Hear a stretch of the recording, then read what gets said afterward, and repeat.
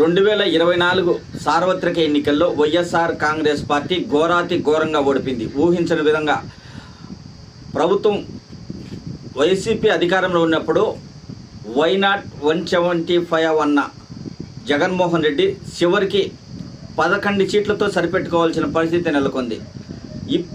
ఇంత ఘోరంగా వైఎస్ఆర్ కాంగ్రెస్ పార్టీ ఓడిపోతుందనే ఆలోచన కూడా వైఎస్ఆర్ కాంగ్రెస్ పార్టీలో ఉండదు, అసలు ప్రజల్లో కూడా ఉండదేమో ఇంత ఘోరంగా ఓడిపోతుందని. అంత ఘోరంగా ఓడిపోయింది. 11 సీట్లకి అంటే కనీసం ప్రతిపక్షం కూడా లేకుండా ఓడిపోవడం అనేది చాలా ఊహించని ఓటమి. అది ఇన్ని అంటే 11 సీట్లకు పరిమితం అయ్యాక రాబోయే రోజుల్లో వైఎస్ఆర్ కాంగ్రెస్ పార్టీ ఉండదు, పూర్తిగా తుడిచిపెట్టుకుపోతుంది అనే ప్రచారం కూటమి నేతలు విపరీతంగా చేస్తున్నారు. చివరికి వైఎస్ఆర్ కాంగ్రెస్ పార్టీలో ఉన్న నాయకుల్లోనే వైఎస్ఆర్ కాంగ్రెస్ పార్టీ రాబోయే రోజుల్లో ఉంటుందా లేదా అనే సందేహం కూడా మొదలైంది. అంటే కొంతమంది వైఎస్ఆర్ కాంగ్రెస్ పార్టీని వీడి కూటమిలోకి చేరడానికి కూడా సిద్ధమయ్యారనే ప్రచారాలు కూడా జరుగుతున్నాయి. అంత ఘోరంగా వైఎస్ఆర్ కాంగ్రెస్ పార్టీ పరిస్థితి ఉంది. కానీ ఇక్కడ మనము వైఎస్ఆర్ కాంగ్రెస్ పార్టీ పూర్తిగా ఓడిపోయినా కానీ మాజీ ముఖ్యమంత్రి వైసీపీ అధినేత జగన్మోహన్ రెడ్డి క్రేజ్ మాత్రం తగ్గలేదు అనేదానికి ఒక నిదర్శనం ఇక్కడ మనం చెప్పుకోవాల్సి వస్తుంది. ఇంత ఓటమి చెందిన జగన్మోహన్ రెడ్డికి ప్రజల్లో ప్రజాదరణ తగ్గలేదు అనేది ఇప్పుడు ఒక మళ్ళీ చర్చనీయాంశమైంది. జగ్గయ్యపాటికి చెందిన శ్రీనివాసరావుతో పాటు అతని ఒక ఇద్దరుపై తెలుగుదేశం పార్టీ నాయకులు దాడి చేయడం జరిగింది. ఆయన్ను పరామర్శించడానికి జగన్మోహన్ రెడ్డి బెజవాడ సన్ రైజ్ హాస్పిటల్కి వెళ్ళారు. జగన్మోహన్ రెడ్డి అక్కడికి వెళ్ళాక ఊహించని విధంగా జనం రావడం జరిగింది. అంటే ఎన్నికల సమయంలో మామూలుగా డబ్బులు ఇస్తే రాజకీయ నాయకుల వద్దకు వెళ్తారనేది అందరికీ తెలిసిన విషయం. కానీ ఇప్పుడు ఆయన ప్రతిపక్షంలో ఉన్నాడు. ప్రతిపక్షంలో ఉన్నప్పుడు ఎవరు డబ్బు లేరు.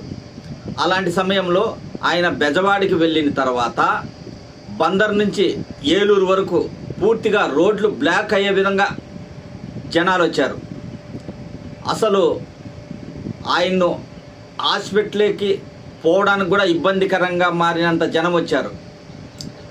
అంటే జగన్మోహన్ రెడ్డిపై జనాలలో ప్రజాదరణ తగ్గలేదు అనేది ఇక్కడ అర్థమవుతుంది.